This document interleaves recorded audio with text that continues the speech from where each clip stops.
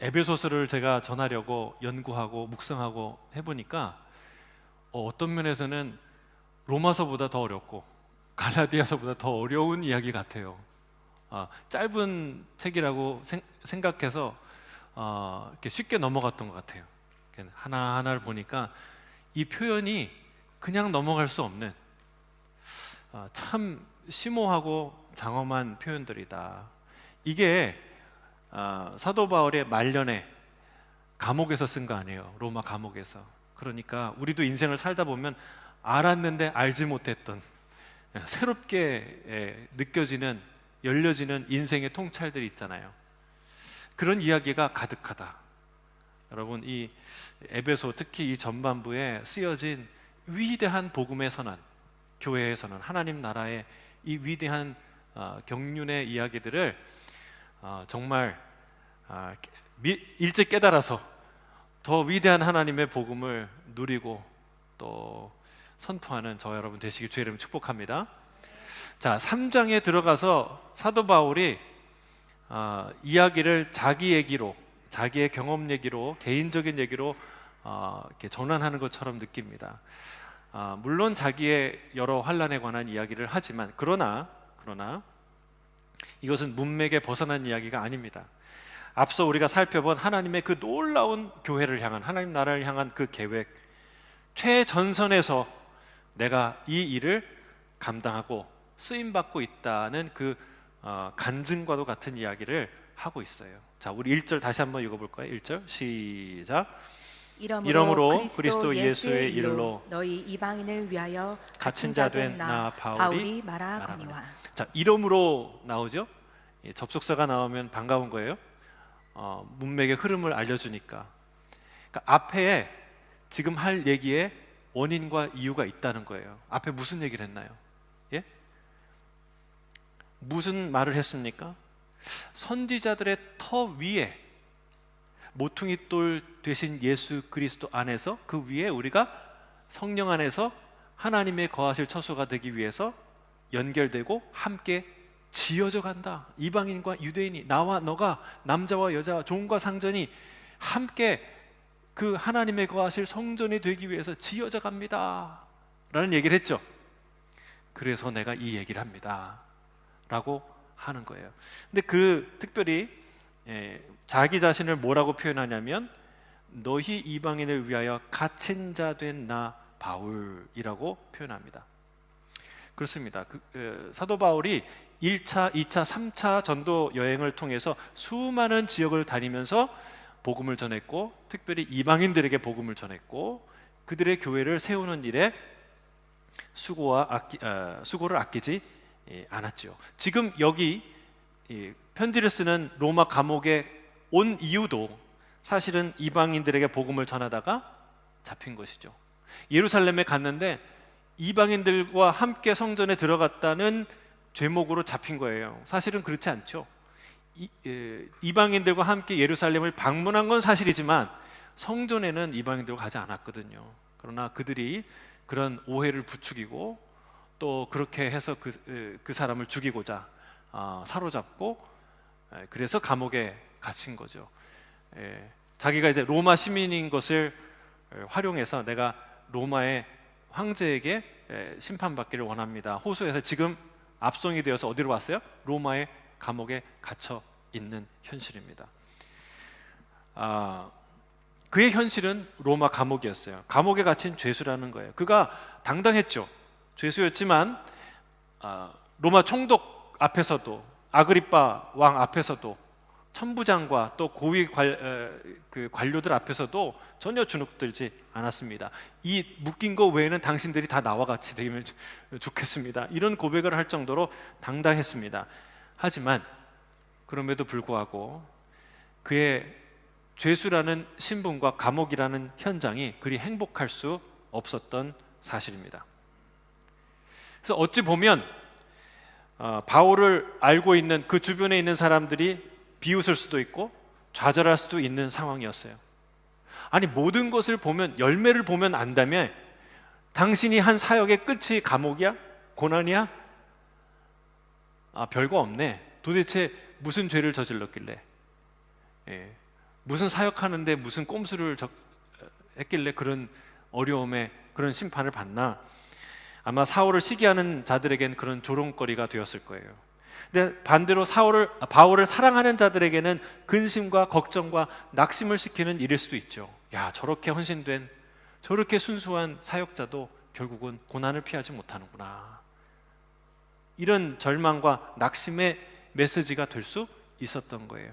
그래서 사도 바울이 오늘 본문 13절에 이렇게 권면하는 거예요. 같이 읽어보겠습니다. 13절 시작.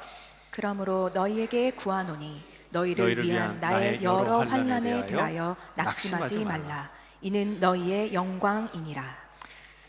그가 3년 동안이나 애정을 갖고 목회했던 사랑하는 에베소 성도들에게 말하는 거예요. 낙심하지 마십시오.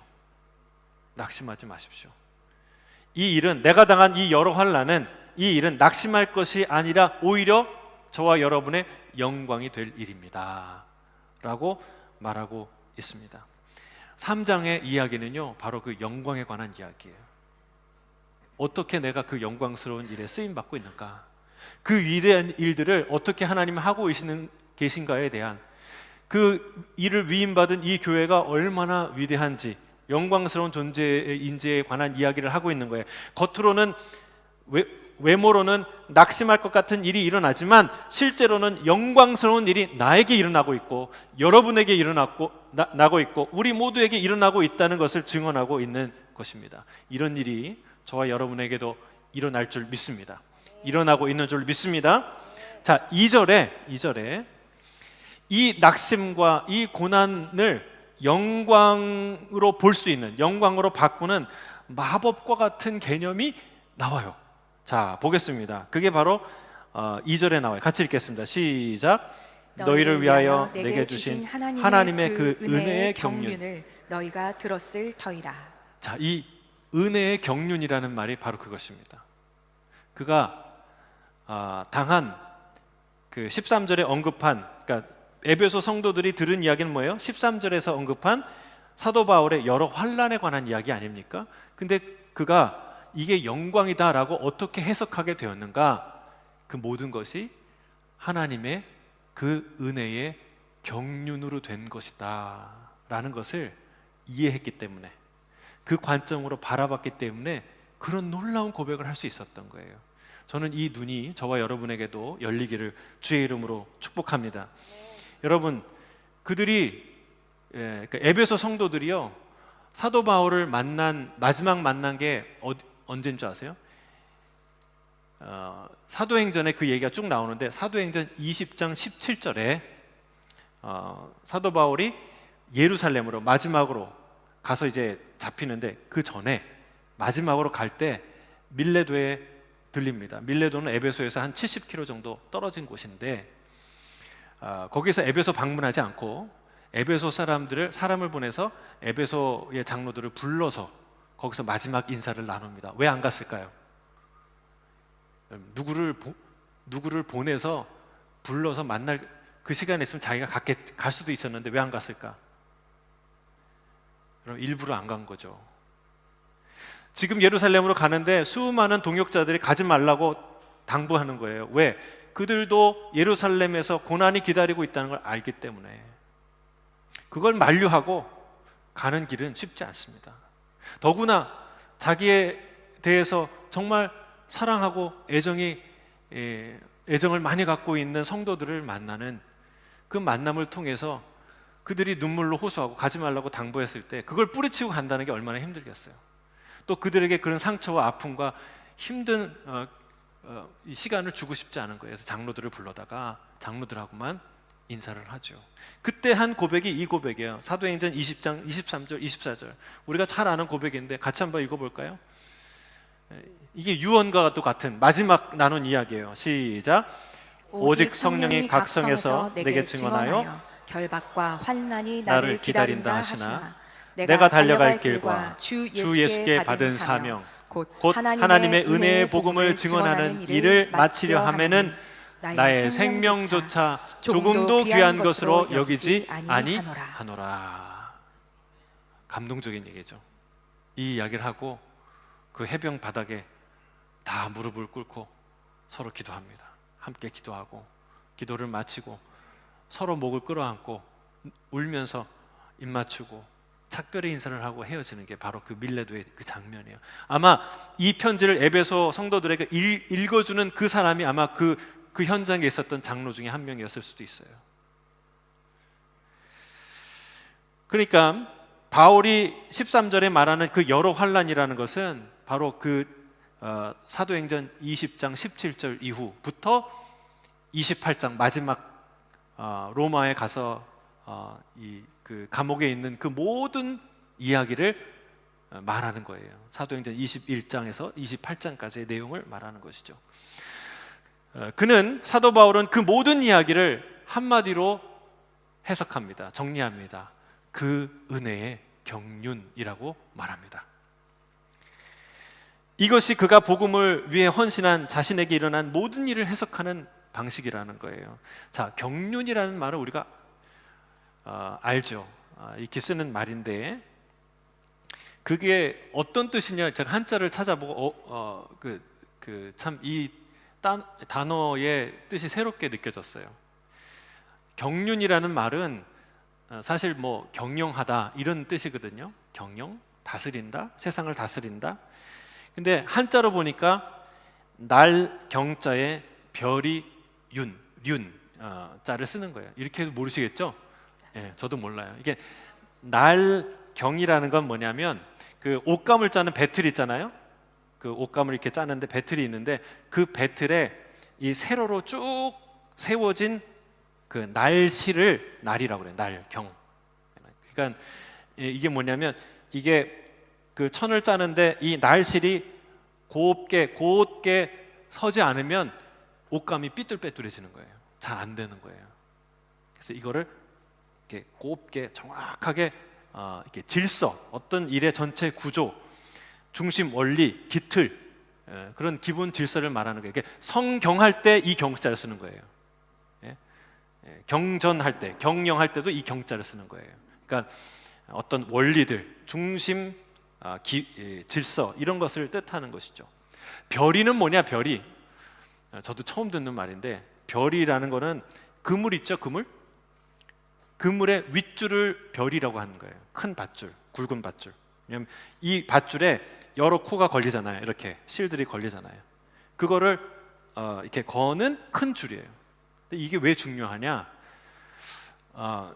그물을 던지고 그 다음에 다 쓰고 나서 반드시 어부들이 하는 게 뭐냐면 다시 이 그물을 정리합니다. 그렇죠?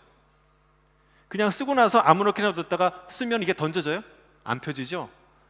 그걸 그물을 정리하는데 엉킨 그 실들을 다 풀러서 정확하게 이렇게 다 풀러서 정리한 다음에 이 별이를, 이 끈을 잘 딱 묶어서 놓으면 요걸 잡고 던지면 그물이 쫙 펴지는 거예요. 그게 이 별이더라고요. 그러니까 여러분 이게 무슨 뜻이냐? 복잡한 실타래를 풀고 정리해서 하나의 질서 아래 묶고 정리한다는 뜻이 바로 이 륜이라는 한자 안에 들어가 있는 의미예요. 그러니까 헬라어로 본문에 성경에 나오는 단어는 오이코노미아라는 얘기인데 이게 관리, 청지기직, 경영이라는 뜻을 갖고 있어요. 영어로는 뭐라고 해석할까요? governance, administration 이라는 단어로 해석할 수 있어요.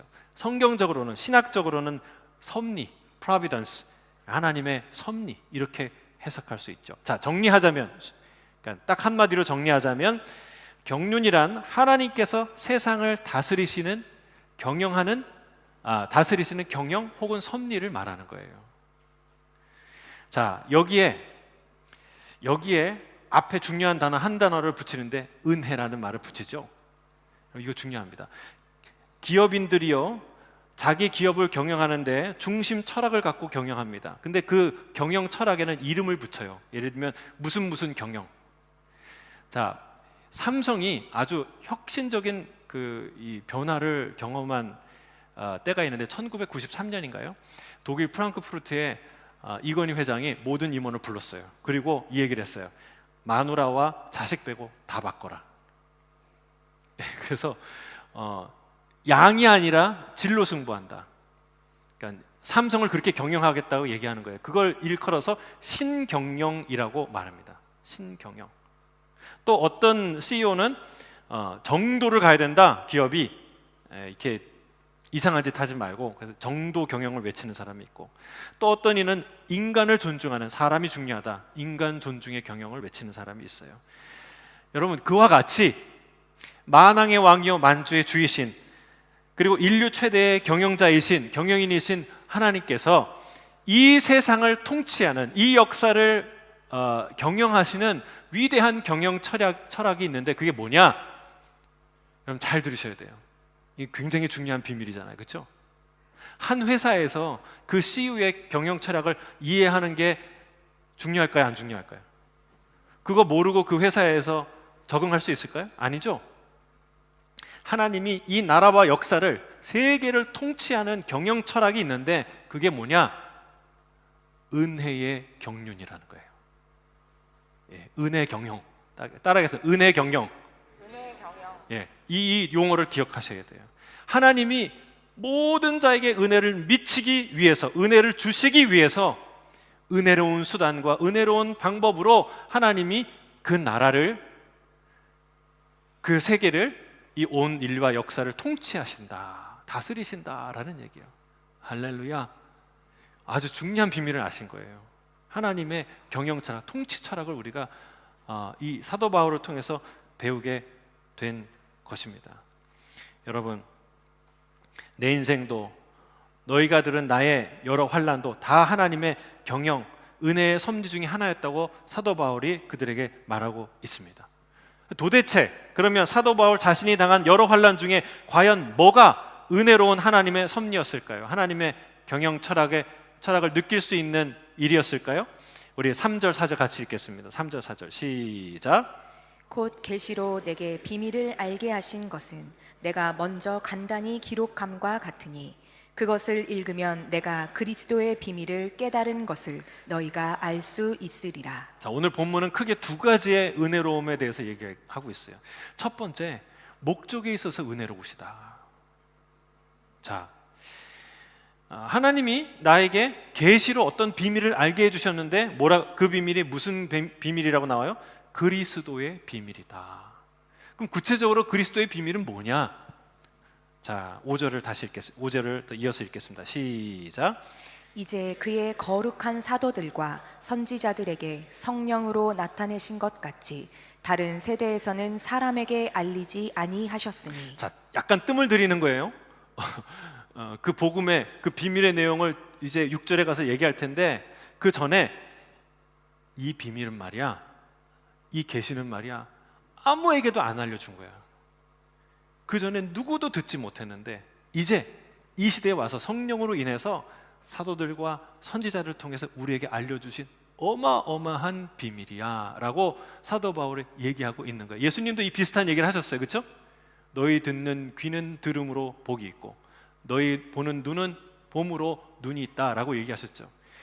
예, 수많은 선지자들이, 의인들이 너희가 보는 것을 보고자 해도 보지 못했고 듣고자 해도 듣지 못했다라고 말했어요. 여러분, 우리가 알고 있는, 지금 사도 바울이 말하고 있는 이 복음은, 이 복음을 듣는 귀는 복된 귀인 줄 믿습니다. 이 말씀을 읽는 눈은 참으로 복된 눈인 줄 믿습니다. 그걸 알아야 돼요. 아직도 모르는 사람이 수없이 많아요. 근데 이것은 너무나 복된 그런 비밀이다라고 사도 바울이 지금 강조해서 얘기하고 있는 거예요. 자, 6절을 보십시오. 그 비밀, 그리스도의 비밀이 무엇인가? 시작. 이는 이방인들이 복음으로 말미암아 그리스도 예수 안에서 함께 상속자가 되고 함께 지체가 되고 함께 약속에 참여하는 자가 됨이라. 할렐루야. 여러분, 이게 뭐 대단한 일인가? 여러분, 이 말은요, 우리가 상상할 수 있는 그 상상 너머로 위대한 개념을 고백하고 있는, 우리에게 알려주는 그런 진술이에요. 이것은 한 나라의 독립을 선언하는 것보다 더 큰 위대한 이야기입니다. 여러분, 옛날에 일제의 항구하는 독립군에게 하나님께서 이런 계시를 줬다고 생각해 보세요. 1945년 8월 15일 일제가 항복하게 될 거야. 그리고 너희는 자유를 맛보게 될 거야 라는 계시를 딱 받았다 그러면 얼마나 어떤 기분이 들겠어요? 너무 가슴이 떨리겠죠. 흥분이 되겠죠. 근데 그런 흥분과 그런 사건과 비교할 수 없이 큰 얘기가 바로 이 얘기예요. 보세요. 그때 여기에 이방인들이라는 단어에 한번 주목해 보세요. 이 이방인들. 여기에 해당하는 사람이 도대체 몇 명일까요? 이 이방인들이라는 말 속에 담겨 있는 명수가 몇 명일까요? 8.15 해방을 통해서 이 한반도에 해방을 당한 자유를 누린 사람이 몇 명인 줄 아세요? 그 당시에 북한, 남한 전체 합쳐서 한반도에 2,500만 명. 이 8.15 해방을 통해서 2,500만 명이 자유를 누리게 되었어요. 이게 큰 소식이죠. 놀라운 얘기입니다. 그것 때문에 우리가 이 자유를 누리고 있는 거 아니에요? 지금도. 그렇죠? 위대한 일이죠. 그런데 여러분, 이 사건에 여기에 이방인들은 과연 몇 명이 이 이방인들에 해당할까요? 생각을 해보세요. 추론을 해보세요. 지금도 저와 여러분이 이 이방인이라는 이 단어 속에 발견되는 줄 믿습니다. 지금 이방인이었던, 그러나 하나님의 이 은혜의 복음의 소식을 듣고 함께 상속자가 되고 함께 형제가 되고 함께 그 언약의 수혜자가 된 사람들이 도대체 몇 명인 줄 아세요? 우리 동시대를 살아가는 크리스찬이 제가 검색을 해보니까 23억 명. 그 중에 개신교 성도들이 10억 명이에요. 예, 뭐 억 단위로 가니까 상상이 잘 안 되시죠? 근데 이 동시대만 그래요. 2000년간 이 은혜의 복음을 통해서 구원 얻은 이방인들이 얼마나 많겠냐고요. 몇 명이나 될까요? 그거를 표현할 수 있는 딱 하나의 표현이 요한계시록에 나와요. 같이 읽겠습니다. 우리 요한계시록 7장 9절 함께 읽겠습니다. 시작. 이 일 후에 내가 보니 각 나라와 족속과 백성과 방언에서 아무도 능히 셀 수 없는 큰 무리가 나와 흰 옷을 입고 손에 종려 가지를 들고 보좌 앞과 어린 양 앞에 서서. 여기 나오잖아요. 아무도 능히 셀 수 없는 큰 무리. 할렐루야. 이게 사도 바울이 이방인 하면 들었던 생각이에요. 보았던 환상이에요. 이게 이방인들 하면 가슴이 뛴 이유가 바로 여기 있어요. 아무도 능히 셀 수 없는 큰 무리들. 아, 하나님이 그들을 부르셨구나. 그들이 오고 있구나. 그들을 향해서 내가 복음을 전할 수 있게 되었구나. 이렇게 심장이 뛰는 거예요. 여러분, 우리도 이걸 실제로 보게 될 것입니다. 아무도 능히 셀 수 없는 큰 무리를 그날에 함께 보게 될 줄 믿습니다. 여러분, 이 계시가 만약 선포되지 않았다면, 이 은혜의 경륜을 하나님이 실행하지 않으셨다면, 각 나라와 족속과 백성과 방언에서 나오는 이 무리들을 하나님께서 부르시는 그 놀라운 섭리가 없었다면 우리는 어땠을까요? 뭐하고 앉아 있었을까요? 잘 살았겠죠. 잘 못 살면서도 잘 산다고 착각하면서 살았겠죠. 지금도 여전히 본질상 진노의 자녀로 사망의 그늘에 앉아 살지 않았겠습니까? 우상 숭배를 하며 절망과 탄식 가운데 있지 않았겠습니까? 죄와 허물로 죽었던 우리가 여러분 어떻게 되었습니까? 이 사도들을 통해 은혜의 경륜을 통해서 어떤 축복을 받았습니까? 복음을 받았죠. 복음으로 말미암아 그리스도 예수 안에서 함께 그의 나라의 상속자가 되고 함께 그의 지체가 되고 함께 약속의 참여가 된 줄로 믿습니다. 여러분, 우리가 무려 그냥 구원받은 정도가 아니라 하나님의 나라의 하나님의 상속자가 되었어요. 여러분, 하나님의 돈이 얼마나 많을까요? 하나님의 땅이 얼마나 많을까요? 여러분, 이 우주가 다 하나님 거거든요. 지구 같은 행성을 하나만 더 만드셔도 굳이 그럴 필요 없이 여러분, 하나님의 소유는 너무나 그 나라의 상속자가 된다는 거예요. 여러분, 이 땅에 집이 없어도 가진 건 많이 없어도 절망하지 마시길 바랍니다. 가진 게 단 1푼도 한 푼도 없었던 거지 나사로가 천국에서 누리는 영광을 보세요. 하나님 나라의 상속자가 됐다. 또 함께 지체가 됐다. 할렐루야. 여러분, 우리가 천국 가면요, 우리 옆집에 바울이 살 수도 있어요. 우리 동네 이장이 베드로예요. 예? 예, 예, 막 산책을 나가는데 아브라함이 개 끌고 지나가고 있어요. 함께 지체가 되었다는 거예요. 함께. 여러분, 놀라운 얘기예요. 또 우리는 그 약속에 참여하지 않은 자였어요. 아브라함의 언약과 다윗의 언약과 전혀 상관이 없는 사람들이었어요. 그래서 성경을 읽을 필요도 없고 성경은 남의 얘기였어요. 그러나 여러분, 이제는 어떻게 되었습니까? 우리는 이 약속의 당사자가 된 거예요. 그래서 성경 왜 남의 나라 역사, 남의 이야기를 읽습니까? 아니요, 이게 우리나라 얘기예요. 나의 얘기예요. 나의 역사예요. 나에 관한 축복의 언약들이에요. 할렐루야. 하나님의 성경에 있는 모든 언약의 당사자는 저와 여러분이 된 줄로 믿습니다. 이런 놀라운 일이 일어난 거예요. 전혀 상관이 없었어요. 이 약속이 담대하라, 내가 널 돕겠다, 그거랑 나랑 상관이 없는 사람이었는데 이제 그 혜택의 당사자가 됐다는 거예요. 여러분, 얼마나 어마어마한 일이 일어난 것입니까? 여러분, 이 하나님의 목적에 있어서 얼마나 은혜로우신가.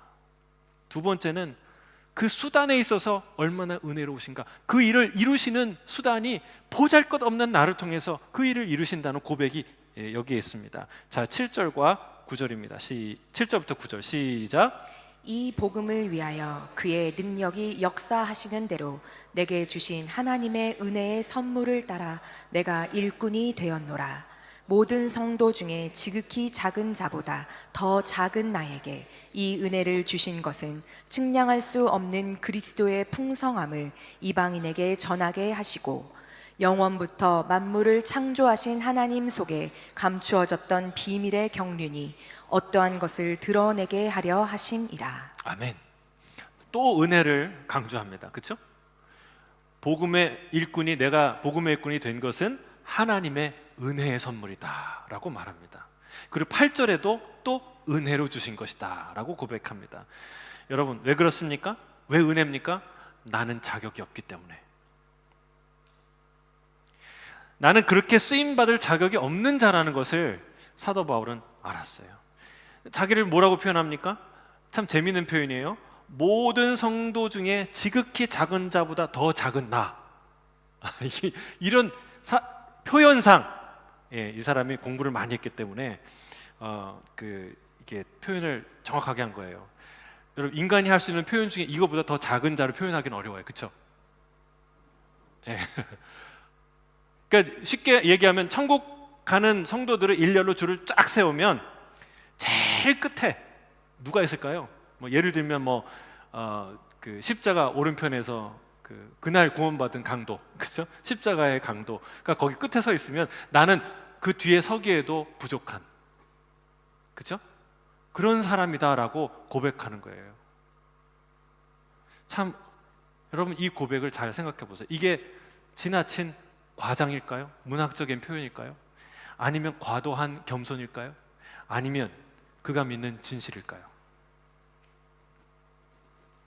여러분, 우리가 사도 바울이 대단하다고 막 그냥 얘기해서 우리가 성경을 막 나누니까 다 그가 쓴 거 아니에요. 그러니까 많은 부분이 대단한 분이다, 하신 분이 하신 일이, 사도행전에 나온 얼마나 대단한 일을 합니까? 연설도, 설교도, 사역도. 그래서 우리가 사도 바울을 이렇게 떠받들어서 보지만 사도행전 아니라 바울 악행전을 우리가 기록이 되었다면, 바울이 사람들 쫓아다니면서 고문하고, 그리고 믿는 사람들 괴롭히고, 그리고 죽음에 이르는 그 과정을 낱낱이 기록했다면, 여러분, 우리는 사도 바울에 대해서 뭐라고 생각할까요? 이런 세상에 나쁜 놈이 어딨나?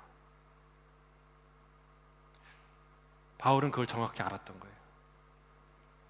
여러분, 그는 예수 믿는 자들을 박해하고 죽이는데 앞장선 자였습니다.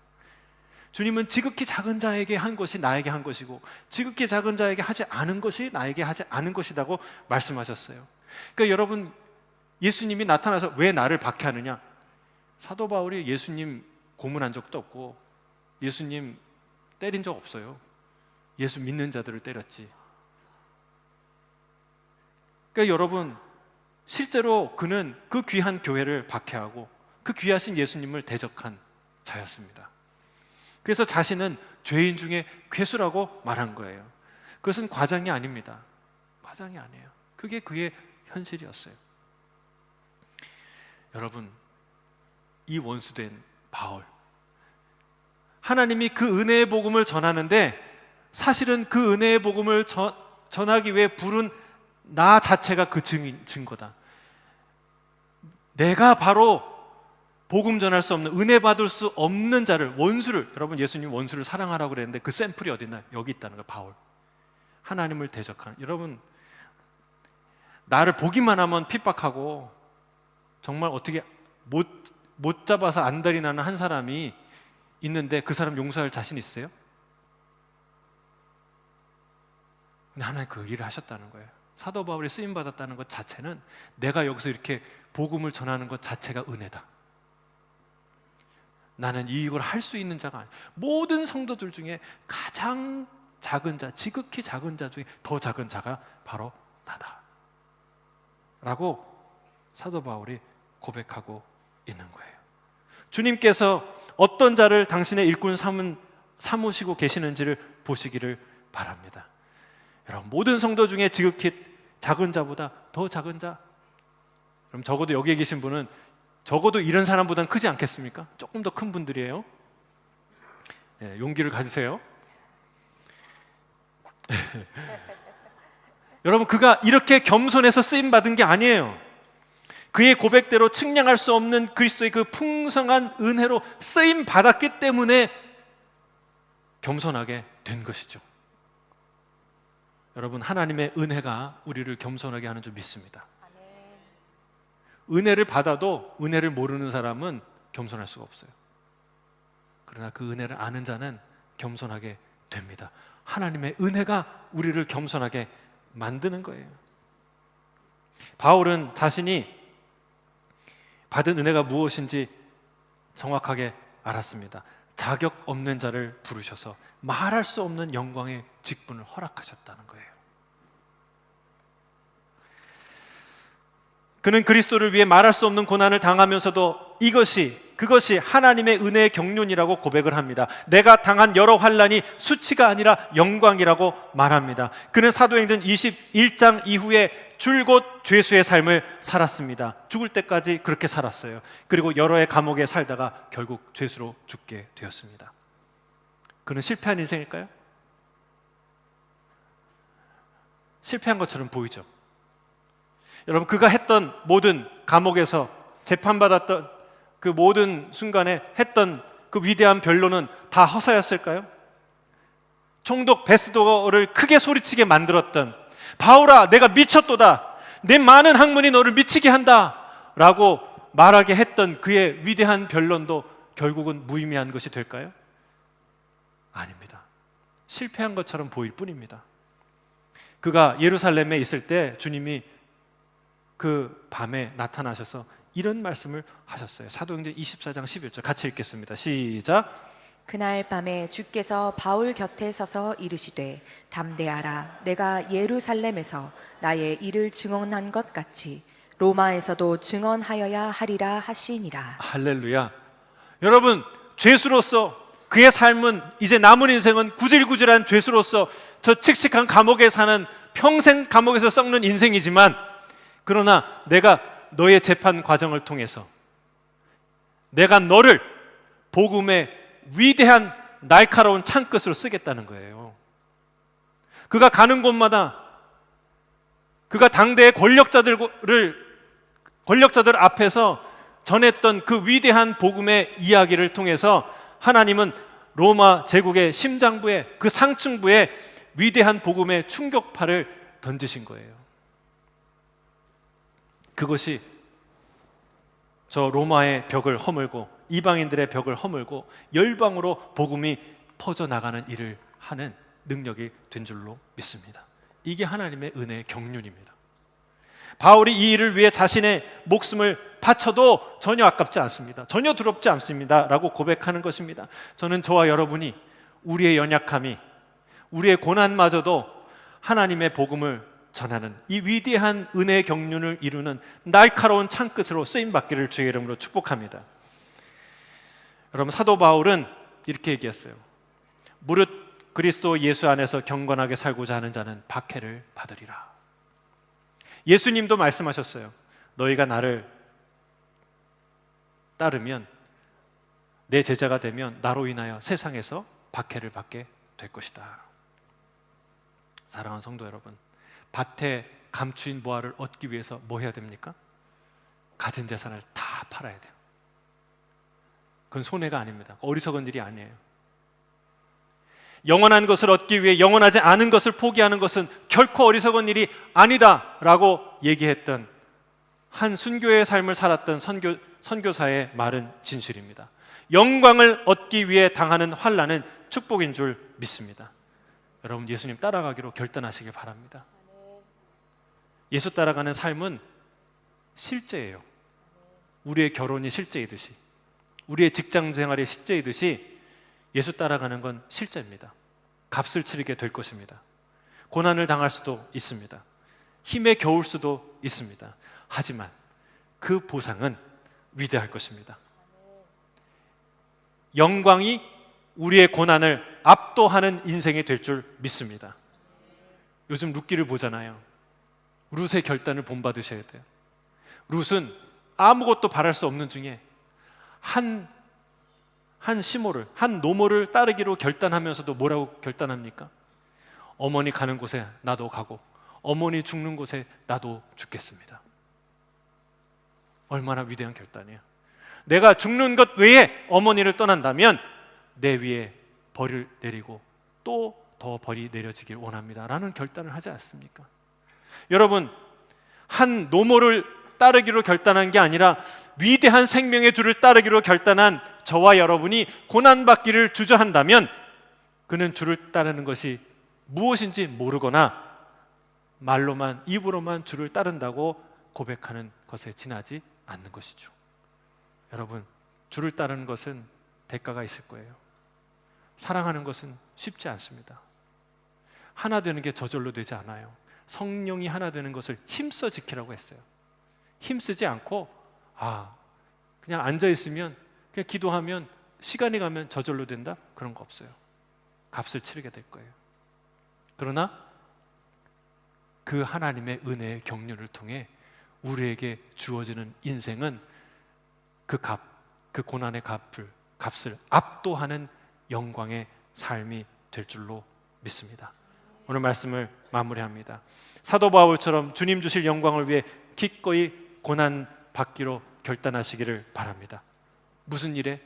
복음으로 하나 되는 이 일에, 모퉁이 돌 되신 그리스도 위에서 서로 연결되어 하나님이 거하시는 성소되는 그 일에 진정한 교회가 되어서, 오늘 읽었지만 여러분, 저 하늘의 권세, 통치자들에게 하나님의 각종 지혜를 알게 하는 교회를 통해 그런 일이 일어나요. 그 일에 여러분 힘쓰는 저와 여러분 되시기를 바랍니다. 예수 따라가기로 결단한 지극히 작은 자보다 더 작은 한 사람에게 하나님의 크신 은혜의 경륜은 결코 멈추지 않게 될 줄로 믿습니다. 함께 기도하겠습니다. 사랑하는 주님,